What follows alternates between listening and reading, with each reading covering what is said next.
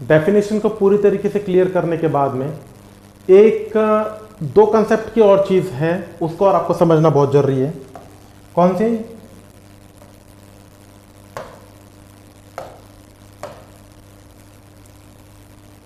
देखिए यहां पर एक स्ट्रक्चर आती है आपके सामने और उसको बोलते हैं portal triad. Portal triad and portal tetrad. Portal टेट्राएड।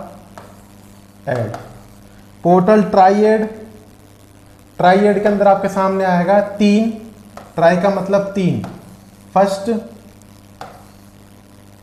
Hepatic artery, second portal vein, triad के अंदर आएगा बाइल डक्ट, और टेट्राएड के अंदर एक और थिंग जुड़ेगी, वो है लिम्फ डक्ट। इसका मतलब आपको क्लियर होना चाहिए कि पोर्टल ट्राइएड के अंदर क्या क्या चीजें आएंगी। First hepatic artery, second portal vein, third number पर आएगी बाइल डक्ट। ये तीनों मिलकर के बनाएंगे आपके सामने ट्राइएड कंडीशन। और अगर बात करें टेट्राएड की तो इसमें एक और चीज जुड़ जाएगी और वो है लिम्फ डक्ट। आप डायग्राम में भी इस चीज को क्लियर कर देख सकते हैं। डायग्राम में भी आप इस चीज को क्लियर कर देख सकते हैं। देखिए ये है आपके पास में लिवर की ग्रॉस एनाटॉमी, और लिवर की ग्रॉस एनाटॉमी के अंदर ये है सेंट्रल कैनाल। ये जो एरिया आपके सामने दिखा रहे हैं ये है central canal. Central canal. Second number पर अगर अपन बात करें, ये है portal triad condition. Triad, portal triad, इसके अंदर क्या क्या काउंट होगा? इसके अंदर आपके सामने काउंट होगा hepatic artery, hepatic artery, second number पे पोर्टल वेन, थर्ड नंबर पे बाइल डक्ट, और आगे की तरफ अगर आप देखेंगे तो टेट्राएड भी यहीं पर होगा और उसमें लिम्फ डक्ट प्रेजेंट होगा, जो आपको पूरी क्लास में मैंने अभी आपको समझाया है। यह है साइनोसाइडल स्पेस, साइनोसाइडल स्पेस। यह है सब साइनोसाइडल स्पेस या स्पेस ऑफ डिसे, सब साइनोसाइडल स्पेस। अब आपके सामने डेफिनेशन, सबसे पहले आपके सामने डेफिनेशन क्लियर हुई। डेफिनेशन किसे बोलेंगे? It is a inflammatory destructive fibrotic sclerotic changes with in the hepatic cells caused by the hyper activation of Ito cells या स्टेलाइट सेल्स। किस प्रकार से आप समझिएगा अभी, बहुत सिंपल कंसेप्ट से मैं डायग्राम को शो कर रहा हूं। देखिए ये है आपके सामने सेंट्रल कैनाल, और सेंट्रल कैनाल का मैंने ये ट्रांसफर सेक्शन इस प्रकार से आपके सामने काट दिया। अब अगर अपन बात करें, सबसे पहली बात ये हो गया साइनोसाइडल स्पेस, और ये हो गया आपके सामने सब साइनोसाइडल स्पेस। इसको मैं डिनोट भी कर देता हूं। ये हो गया साइनोसाइडल और ये हो गया सब साइनोसाइडल स्पेस। अब आपको मैंने थ्योरी में पहले क्लियर कर दिया था कि कफर सेल्स एंटायरली प्रेजेंट होती है साइनोसाइडल स्पेस में। तो जो रेड कलर की जो मैं सेल बना रहा हूँ इसे अपन कह रहे हैं कफर सेल्स, ये आपके सामने प्रेजेंट है। और एक सहायक सेल और प्रेजेंट है आपके सामने, वो ये रही, ये है सब साइनोसाइडल स्पेस में। अब आप देखेंगे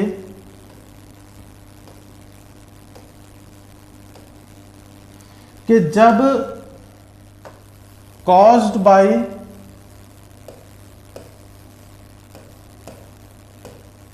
hyper activation of Ito's cells, Ito's cells के हाइपर एक्टिवेशन के कारण से क्या होगा? ये देखिए, इसके हाइपर एक्टिवेशन के कारण से क्या होगा? ये हाइपर एक्टिवेट हो रही है, तो ये कहां पर प्रेशर देंगी, they increases the pressure on sinusoidal space. यहां की भी ये स्टेलाइट सेल्स हैं, अगले वाले सब साइनोसाइडल स्पेस में ये स्टेलाइट सेल्स हैं, और ये कहां पर प्रेशर देंगी, ये प्रेशर देंगी साइनोसाइडल स्पेस की तरफ। अब ये साइनोसाइडल स्पेस एक तो ऊपर की तरफ भी होगा, और ये आपके सामने डेफिनेटली एक साइनोसाइडल स्पेस, ये देखिए नीचे की तरफ भी यहाँ पर साइनोसाइडल स्पेस है।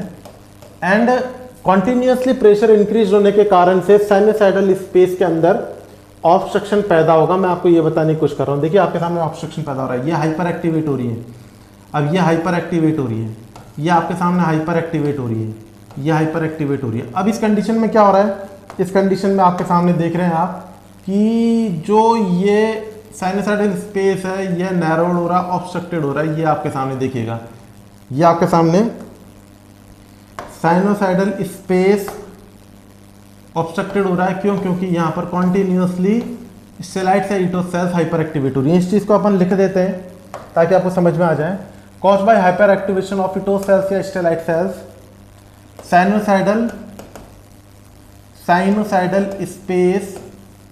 Sinusoidal space become obstructed. अब ये साइनोसाइडल स्पेस जब ऑब्स्ट्रक्टेड होगा, साइनोसाइडल स्पेस ऑब्स्ट्रक्टेड होगा, तब कैसी कंडीशन बनेगी, इस चीज को समझने के लिए आपको ये देखिएगा। अब ये साइनोसाइडल स्पेस को मैं ऑब्स्ट्रक्टेड कर रहा हूं, ये आपके सामने मैंने साइनोसाइडल स्पेस को ऑब्स्ट्रक्टेड कर दिया, ये साइनोसाइडल स्पेस को ऑब्स्ट्रक्टेड कर दिया, तो पोर्टल वेन्स भी क्या होगी, ऑब्स्ट्रक्टेड होगी।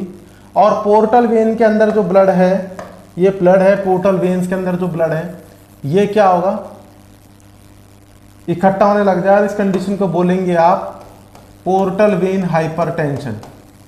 और पोर्टल वेन हाइपरटेंशन के कारण आगे की तरफ क्या होगा, पोर्टल वेन हाइपरटेंशन के कारण से ब्लड लीक होगा और पेरिटोनियल कैविटी में शिफ्ट होने लग जाएगा, और इस कंडीशन को बोलेंगे आप एसाइड्स। तो आपको ये समझना है कि caused by the sinusoidal space obstruction, sinusoidal space में ऑब्स्ट्रक्शन होने के कारण से, देखिए मैं यहाँ पर आपके सामने डिक्टेट भी कर रहा हूँ इस चीज को, sinusoidal become space become obstructed, इसके कारण से क्या होगा, पोर्टल वेन में हाइपरटेंशन होगा, पोर्टल वेन हाइपरटेंशन होगा। और पोर्टल वेन में हाइपरटेंशन होने के कारण से फ्लूइड लीक होकर के कहाँ जाएगा, जैसा मैंने आपको डायग्राम में समझाया था, fluid leak into the peritoneal cavity, leak होकर के जाएगा पेरिटोनियल कैविटी में, और इस कंडीशन को आप बोलेंगे एसाइड्स कंडीशन। तो ये रही आपके सामने एसाइड्स कंडीशन।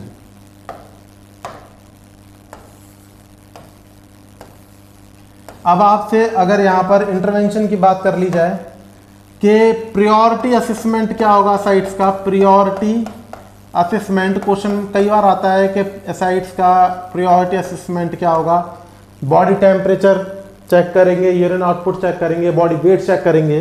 तो यहाँ पर प्रायोरिटी असेसमेंट होगा, वो बोलेंगे एब्डोमिनल गर्थ को डेली मेजर करना, एब्डोमिनल गर्थ को डेली मेजर करना, ये इसका डेली मेजर करना, ये इसका प्रायोरिटी असेसमेंट होगा। अगर आपसे पूछे असाइड्स का इंटरवेंशन क्या होगा, प्रायोरिटी नर्सिंग इंटरवेंशन क्या होगा, तो आप यहां पर बोल देंगे क्या, एब्डोमिनल पैरासेंटेसिस परफॉर्म करना, एब्डोमिनल पैरासेंटेसिस परफॉर्म्ड करना। अब यहां पर एक क्वेश्चन और कॉमनली आता है कि जब किसी क्लाइंट को, असाइड्स के क्लाइंट को एब्डोमिनल पैरासेंटेसिस हो रही है तो प्रायोरिटी नर्सिंग इंटरवेंशन क्या होगा, मतलब एब्डोमिनल पैरासेंटेसिस से पहले क्या प्रायोरिटी नर्सिंग इंटरवेंशन होगा।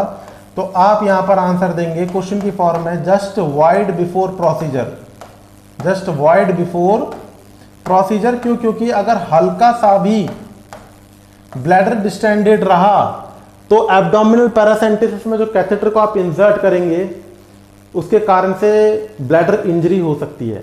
तो अब आपको ये बात समझनी है कि पोर्टल वेन हाइपरटेंशन कंडीशन के कारण से फ्लूइड लीक होकर के पेरिटोनियल कैविटी में जाएगा, इसको बोलेंगे आप असाइड्स कंडीशन। और असाइड्स के असेसमेंट होगा एब्डोमिनल गिर्द को मीजर करना, और इंटरवेंशन होगा एब्डोमिनल पैरासेंटेसिस। लेकिन अगर क्वेश्चन में पूछ लिया जाए कि एब्डोमिनल पैरासेंटेसिस करने से पहले आपका प्रायोरिटी नर्सिंग इंटरवेंशन क्या होगा, तो आप बोलेंगे just void before the procedure to prevent the bladder trauma injury. Urinary bladder को इंजरी नहीं हो, इसके लिए आपको उसको अवॉइड करने की सलाह देनी है, जिससे ब्लैडर हल्का सा भी डिस्टेंडेड ना हो। आगे की तरफ अगर अपन देखें, पोर्टल वेन हाइपरटेंशन के आगे की तरफ अगर बैक फ्लो की बात करें, तो फ्लूइड शिफ्टेड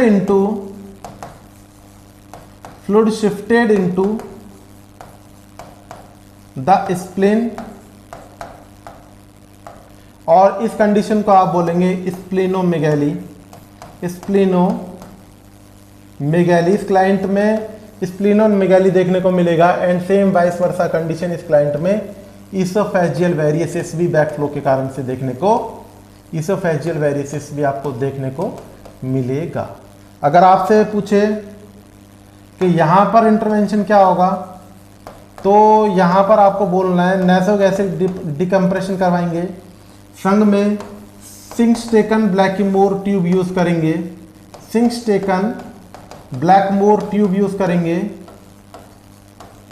ये कॉमनली क्वेश्चन कई बार एग्जाम में आता है, Sengstaken Blakemore tube used for, तो आप बोलेंगे Sengstaken Blakemore tube used for oesophageal varices. Oesophagus की जब सरफेस से ब्लीडिंग होता है तो इस कंडीशन को इसोफेगल वेरिसेस कंडीशन कहते हैं, और इसमें ट्यूब यूज की जाती है सिंक्सटेकन ब्लैकमोर ट्यूब।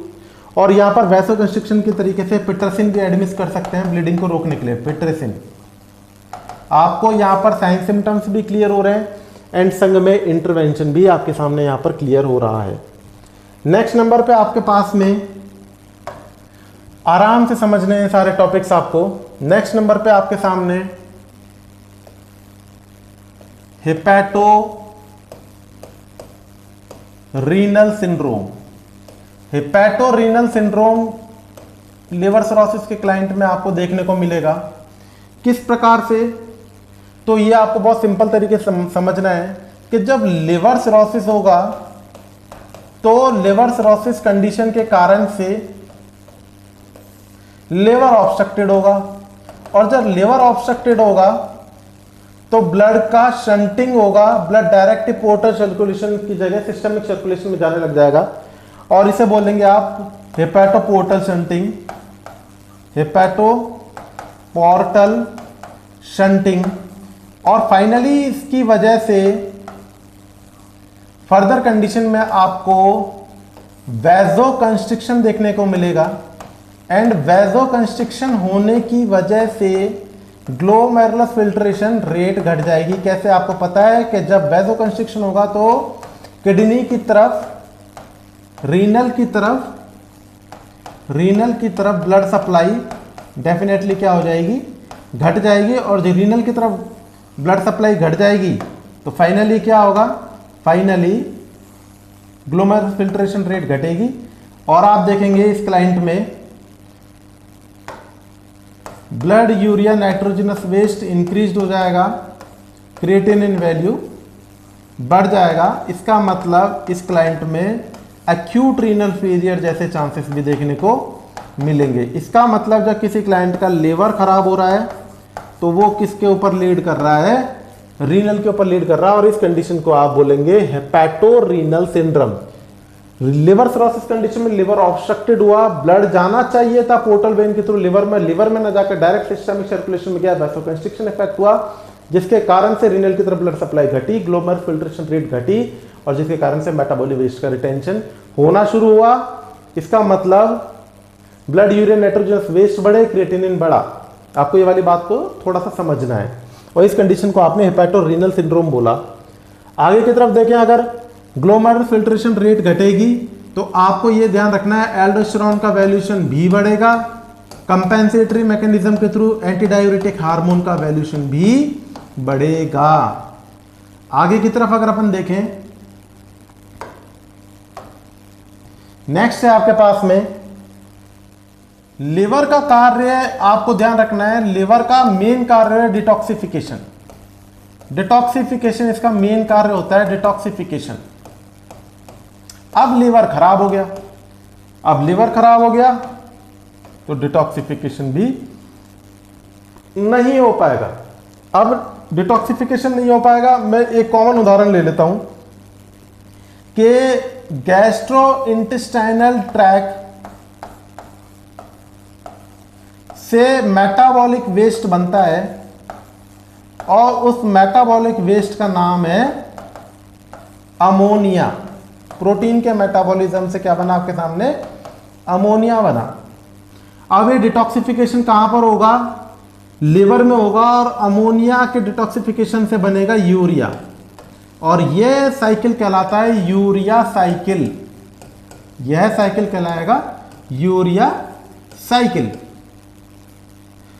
अमोनिया क्या है, अमोनिया एक प्रकार का हाई टॉक्सिक सब्सटेंस है, हाई टॉक्सिक सब्सटेंस है जो कि यूरिया मतलब लेस टॉक्सिक सब्सटेंस में चेंज हो रहा है और ये यूरिन के रूप में यहां से एक्सक्रिएट हो रहा है, बाहर निकल रहा है। अब आपको समझना है कि जब यूरिया लिवर डिस्टर्ब हुआ तो यूरिया साइकिल डिस्टर्ब होगा, यूरिया साइकिल डिस्टर्ब होगा तो अमोनिया यूरिया में चेंज नहीं होगा, अमोनिया का वैल्यूएशन बढ़ेगा, पोर्टल शंटिंग हो रही है तो अमोनिया डायरेक्टली कहां पर जाएगा, increase the adverse effect on brain और इस कंडीशन को ही आप बोल देते हैं हेपेटोएन्सेफेलोपैथी। हेपेटोएन्सेफेलोपैथी। अगेन आप इस बात को समझिए कि लिवर का कार्य डिटॉक्सिफिकेशन होता है, लिवर के अंदर यॉर्निथिन साइकिल यूरिया साइकिल होता है और यह क्या करता है, गैस्ट्रोइंटेस्टाइनल का मेन वेस्ट जो प्रोटीन के मेटाबॉलिज्म से अमोनिया बनता है इसको यूरिया में चेंज करना होता है। अब लिवर सिरोसिस हुआ है, यूरिया साइकिल डिस्टर्ब हो जाएगा, अमोनिया यूरिया में चेंज नहीं होगा, अमोनिया का वैल्यूएशन बढ़ जाएगा और ये टॉक्सिक इफेक्ट देगा कहां पर, ब्रेन में, और इस कंडीशन को आप बोलेंगे हेपेटिक एन्सेफेलोपैथी। तो हेपेटिक एन्सेफेलोपैथी, अगर आपसे कारण पूछे कॉज तो बोलेंगे आप caused by accumulation of ammonia, accumulation of ammonia. अब आप इसको सिंपल लैंग्वेज में समझिए, हेपेटोएन्सेफेलोपैथी क्या है। देखिए, हेपेटो मतलब लिवर, एन्सेफेलो मतलब ब्रेन। जब लिवर खराब होगा उसके सिम्टम्स आपको ब्रेन में दिखने लग जाए तो इसको बोलेंगे आप हेपेटोएन्सेफेलोपैथी। जैसे कि जब लिवर खराब होगा और सिम्टम्स किडनी में दिखने लग जाए तो आप बोलेंगे हेपेटोरीनल सिंड्रोम। यहां पर भी आपको हेपेटोएन्सेफेलोपैथी की बात कर रहे हैं तो यहां पर सबसे पहली बात कर लेते हैं हम हेपेटोएन्सेफेलोपैथी का अर्लीस्ट साइन, और इसको दूसरे तरीके से भी पूछा जाता है एग्जाम में, लिवर सिरोसिस का डेंजरस साइन। यहां पर मैंने लिख दिया आपके सामने, लिवर सिरोसिस का डेंजरस साइन क्या होगा, ये लिख दिया मैंने डेंजरस साइन। ये दोनों एक ही होंगे और वो होगा आपके सामने डेफिनेटली हेडेक। जब कॉन्टिन्यूसली क्लाइंट को, लिवर सिरोसिस क्लाइंट को हेडेक हो रहा है, इसका मतलब अमोनिया का वैल्यूएशन बढ़ रहा है और क्लाइंट हेपेटोएन्सेफेलोपैथी पे लीड कर रहा है। अदर साइंस की बात करें तो आप यहीं पर बोल देंगे इस क्लाइंट में एस्टेरिक्सिस देखने को मिलेगा। एस्टेरिक्सिस का मतलब क्या होता है, एस्टेरिक्सिस का मतलब है अनकंट्रोल्ड फ्लैपिंग ट्रेमर्स, अनकंट्रोल्ड या course flapping tremors, flapping tremors. यहीं पर आपको फ्रूटी अडोर देखने, स्मेल देखने को आपको मिलेगी। नेक्स्ट नंबर पे अगर अपन बात करें इसके मतलब हेपेटिक एनसेफेलोपैथी के इंटरवेंशन की, तो यहां पर आप एडमिट करेंगे drug of choice. Drug of choice जिसको आप बोलते हैं, ड्रग ऑफ चॉइस को शॉर्ट टर्म में डीओसी। डीओसी तो आपके पास में आता है ड्रग ऑफ चॉइस, सबसे पहला होता है लैक्टुलोज और दूसरे नंबर पर होता है neomycin. Neomycin, lactulose and neomycin. अब आपको यहां पर समझना है लैक्टुलोज, तो यहां पर सबसे पहले लिखा मैंने लैक्टुलोज। लैक्टुलोज का कार्य क्या होता है? लैक्टुलोज का कार्य, मोड ऑफ एक्शन पूछ रहा है ये आपके सामने क्या पूछ रहा है कि लिवर सिरोसिस में लैक्टुलोज का कार्य क्या है, मोड ऑफ एक्शन। बहुत बार ये एग्जाम में आपके सामने पूछा जाता है कि लैक्टुलोज किस प्रकार से वर्क करती है, तो आप बोलेंगे लैक्टुलोज पीएच को घटा देती है। पीएच घटाने के कारण से क्या होगा? पीएच घटाने के कारण से हाइड्रोजन आयंस का फॉर्मेशन होगा। हाइड्रोजन आयंस के फॉर्मेशन के कारण से क्या होगा? आगे की तरफ देखेंगे, जब हाइड्रोजन आयन का फॉर्मेशन हो गया पीएच के घटने के कारण, क्यों? क्योंकि पीएच घटने के कारण से मीडियम कैसा हो गया? एसिडिक हो गया। और एसिडिक जब होता है जब हाइड्रोजन आयन का फॉर्मेशन हो, तो हाइड्रोजन आयन का फॉर्मेशन हो गया। अब यह हाइड्रोजन आयन क्या होगा? अमोनिया से जुड़ेगा। ये रहा NH3 अमोनिया, क्योंकि आपके सामने अमोनिया की वैल्यूएशन बढ़ रही है।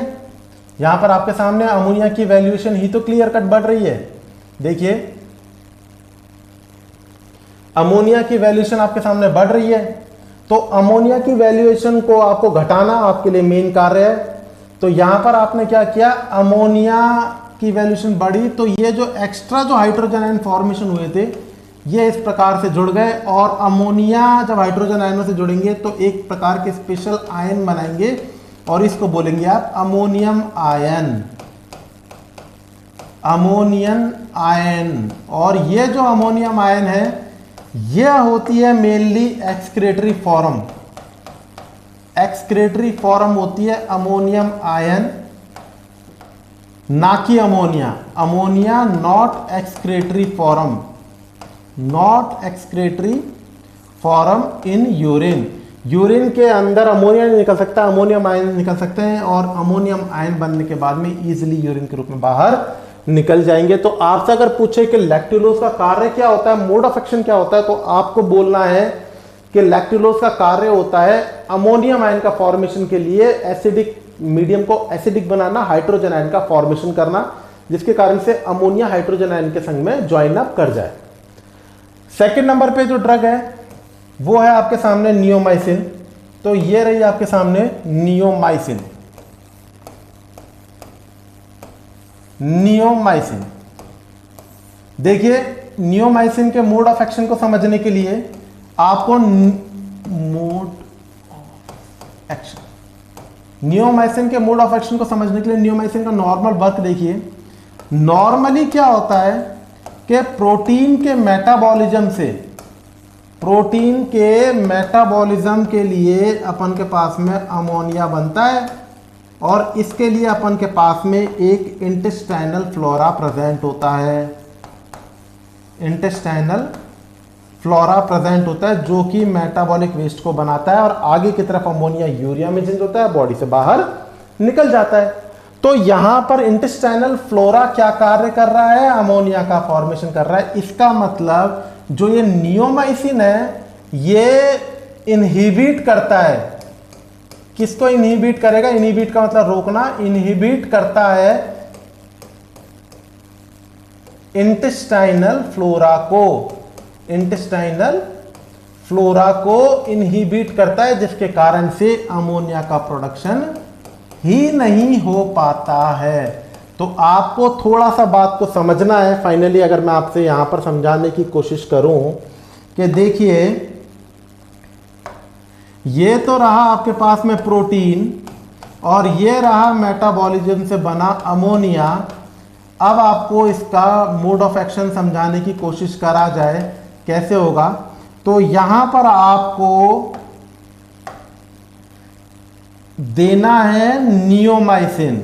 नियोमाइसिन क्या करेगा? नियोमाइसिन अमोनिया के प्रोडक्शन को रोकेगा, अमोनिया के प्रोडक्शन को रोक रहा है। प्रोडक्शन, मैं पूरा हिंदी में इसलिए लिख रहा हूं क्योंकि क्वेश्चन की फॉर्म कंफ्यूज कर सकती है आपको। और अगर बना हुआ अमोनिया है, अब इसको बाहर निकालना है, देन डेफिनेटली आप क्या करेंगे? आप इसमें देंगे यहां पर क्या, इस कंडीशन में आप लोग देंगे लैक्ट्यूलोज। वो क्या करेगा? लैक्ट्यूलोज क्या करेगा आपके सामने? अमोनिया को अमोनियम आयन में चेंज करके और अमोनियम आयन बनाएगा और ये एक्सक्रीटरी फॉर्म आपके सामने क्लियर हो जाएगी। हेपेटोएन्सेफेलोपैथी कंडीशन के बाद में आपके पास में एक वर्ड आता है नेक्स्ट, लिवर का वर्क होता है मेटाबॉलिज्म से संबंधित। अब आप देखिए कि जब लिवर के अंदर मेटाबॉलिज्म नहीं होगा, किसका मेटाबॉलिज्म नहीं होगा? मान लीजिए एस्ट्रोजन का मेटाबॉलिज्म नहीं होगा, तो एस्ट्रोजन का मेटाबॉलिज्म कहां पर होता है? तो आप बोलेंगे लिवर में होता है। ये रहा लिवर। अब लिवर ही आपके सामने खराब हो गया, तो इसका मतलब एस्ट्रोजन की वैल्यूएशन क्या हो जाएगी? बढ़ जाएगी। और एस्ट्रोजन की वैल्यूएशन ब्लड के अंदर बढ़ने में, ब्लड में एस्ट्रोजन के बढ़ने के कारण, एस्ट्रोजन के बढ़ने के कारण क्लाइंट में आपको देखने को मिलेगा गायनेकोमस्टिया, गायनेकोमस्टिया। सेकंड नंबर पे स्पाइडर एंजियोमा, स्पाइडर एंजियोमा, पाल्मर एराइदमा, पाल्मर एराइदमा। नाम को समझिए, गायनेकोमस्टिया। गायनेकोमस्टिया का मतलब क्या हुआ? गायनेकोमस्टिया का मतलब हुआ मेल्स के अंदर ब्रेस्ट बडिंग होना, गायनेकोमस्टिया को क्लियर करेगा। अगर देखें स्पाइडर एंजियोमा, तो स्पाइडर एंजियोमा में आप बोलेंगे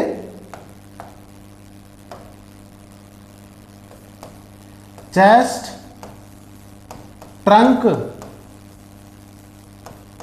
पर डायलेटेड ब्लड वेसल्स का पाया जाना, डायलेटेड ब्लड वेसल्स का पाया जाना। डायलेटेड ब्लड वेसल्स के पाए जाने के लिए अब आपसे क्वेश्चन कई बार एग्जामों में आता है कि स्पाइडर एंजियोमा इज कॉज्ड बाय, तो ऑप्शन में आपको डेफिनेटली मिलेगा एस्ट्रोजन। ये लड़के बहुत कम इस चीज को समझ पाते हैं। तो एस्ट्रोजन की वैल्यूएशन बढ़ने के कारण से ब्लड वेसल्स डायलेट हो जाएंगी। किसके आकार में होंगी? मकड़ी के आकार में होंगे, और इस कंडीशन को बोलेंगे आप स्पाइडर एंजियोमा। नेक्स्ट नंबर पे अगर अपन बात करें तो ये है पाल्मर एराइदमा कंडीशन। पाल्मर एराइदमा मतलब पाल्म एंड एराइदमा मतलब एराइदमा। इसका मतलब क्या हुआ? पाल्म को बोलते हैं यहां पर हाथ, ये हाथ, हथेलियां, और एराइदमा का मतलब रेडिश। इसका मतलब क्या होगा कि क्लाइंट के हथेलियां या पाल्म ऑफ हैंड रेडिश देखने को मिलेंगे, basically at the base of thumb और द इंडेक्स फिंगर। तो यहां पर आपने कॉन्टिन्यूसली स्टडी के अंदर देखा कि लिवर के अंदर एस्ट्रोजन की एफिशिएंसी के कारण से आप कई सारे साइन सिम्टम्स को देखेंगे, जिसके अंदर काउंटेबल है गायनेकोमस्टिया, स्पाइडर एंजियोमा, पाल्मर एराइदमा कंडीशन। अगर और कंटिन्यूसली इसके ऊपर डिस्कस किया जाए तो लिवर सिरोसिस में अनकॉन्जुगेटेड बिलीरुबिन का कॉन्जुगेटेड बिलीरुबिन में चेंज नहीं होगा, एंड दैट्स कॉजेज, सिंपली अगर आप बोले कि इस क्लाइंट में जॉइंटिस भी देखने को मिलेगा आपको। फाइनली अगर आगे की तरफ और देखें तो बाइल सॉल्ट जो होते हैं is responsible for, bile salt is responsible for absorption of, किसके एब्जॉर्प्शन के लिए? Absorption of fat soluble vitamin, fat soluble vitamin, इसका मतलब अगर अपन बोले कि विटामिन ए, डी, ई के, इनके एब्जॉर्प्शन के लिए कौन रेस्पॉन्सिबल है? बाइल सॉल्ट रेस्पॉन्सिबल है, बाइल रेस्पॉन्सिबल है। अब क्लाइंट को लिवर सिरोसिस हो गया, समझिएगा बात को, क्लाइंट को हो गया है लिवर सिरोसिस, बाइल हो गया ऑब्स्ट्रक्टेड, लिवर सिरोसिस में बाइल हो गया ऑब्स्ट्रक्टेड, और जब बाइल ऑब्स्ट्रक्टेड हो गया तो किसकी कमी हो गई? फैट सॉल्युबल विटामिन की कमी हो गई। किसकी कमी हो गई? ए, डी, ई और के की कमी हो गई। बेसिकली अगर अपन अकॉर्डिंग टू PNI निकालें, प्रायोरिटी नर्सिंग इंटरवेंशन, ABC से, ABC एयरवे, ब्रीथिंग और सर्कुलेशन, तो सर्कुलेशन में क्या हुआ? के की कमी आई। के की कमी के कारण से क्लॉटिंग फैक्टर एक्टिवेट नहीं होंगे, और क्लॉटिंग फैक्टर की कमी के कारण से कोआगुलेशन प्रोसेस नहीं हो पाएगा, एंड दैट कॉजेस क्लाइंट में ब्लीडिंग होना स्वाभाविक होगा। तो आप बोलेंगे लिवर सिरोसिस का क्लाइंट, गौर से समझिएगा, लिवर सिरोसिस का क्लाइंट, लिवर सिरोसिस का क्लाइंट prone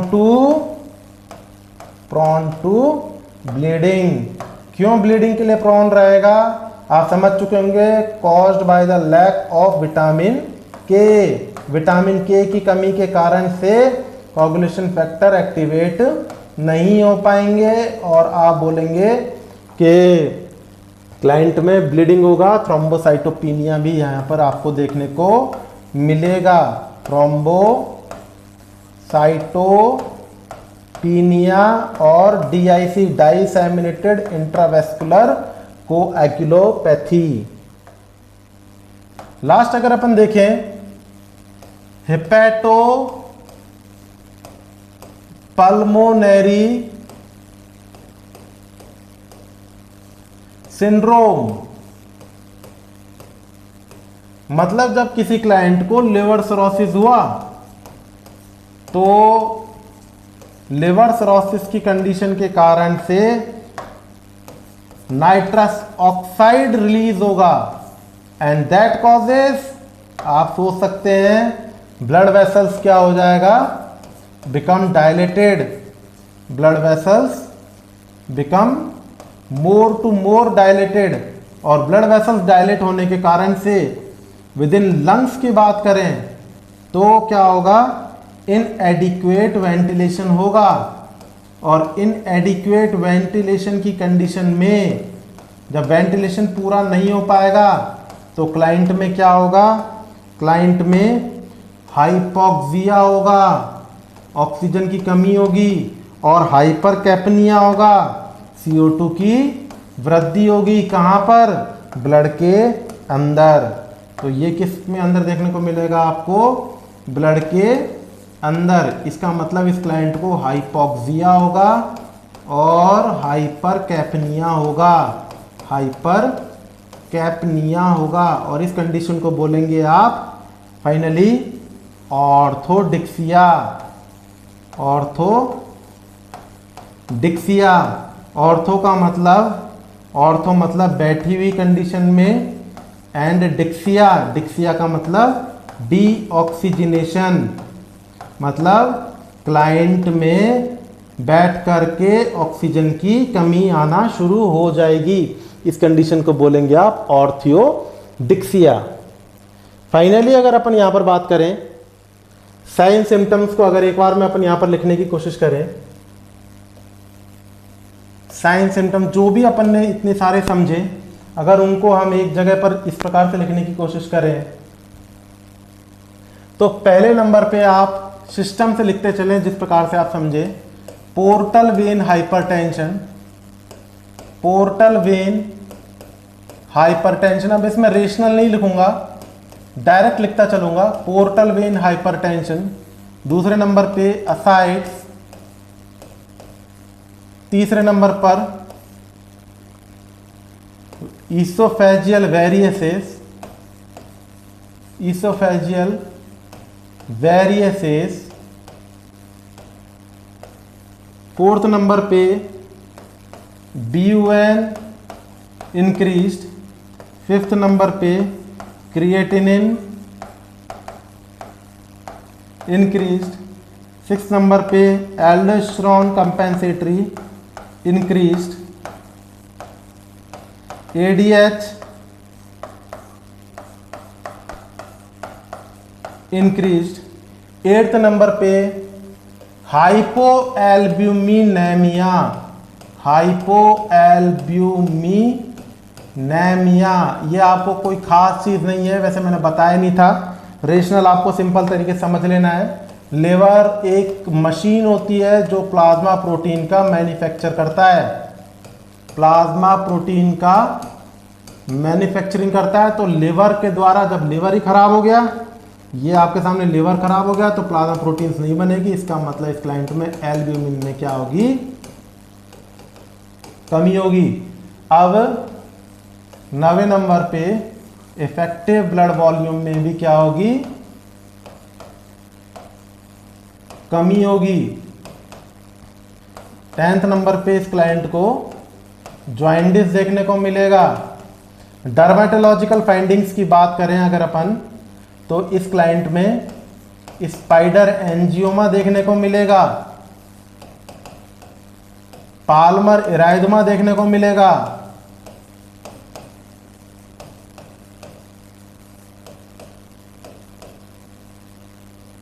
गायनेकोमस्टिया देखने को मिलेगा।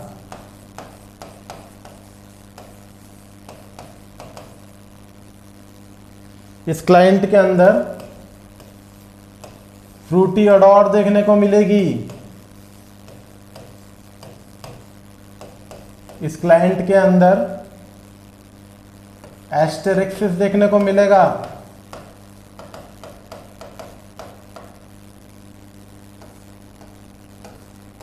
कंफ्यूजन, क्रॉनिक कंडीशन पे कॉमा, डिसओरिएंटेशन, ये सारे किसके साइन है, ये सारे के सारे साइन है आपके सामने हेपेटिक एन्सेफेलोपैथी के। 19 नंबर पे एस्ट्रोजन की एफिशिएंसी क्लियर कर दी मैंने आपके सामने। जॉइंडिस आपको बता ही दिया था शायद तक मैंने, जॉइंडिस और फाइनली जितने भी आपको बताएं XYZ, कई सारे साइन सिम्टम्स में आपको देखने को मिलेंगे। यहां पर इंटरवेंशंस की बात करें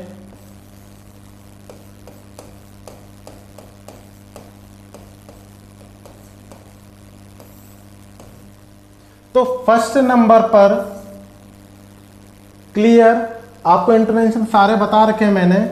एब्डोमिनल गिर्द नापना है, इसमें कोई कंफ्यूजन नहीं है।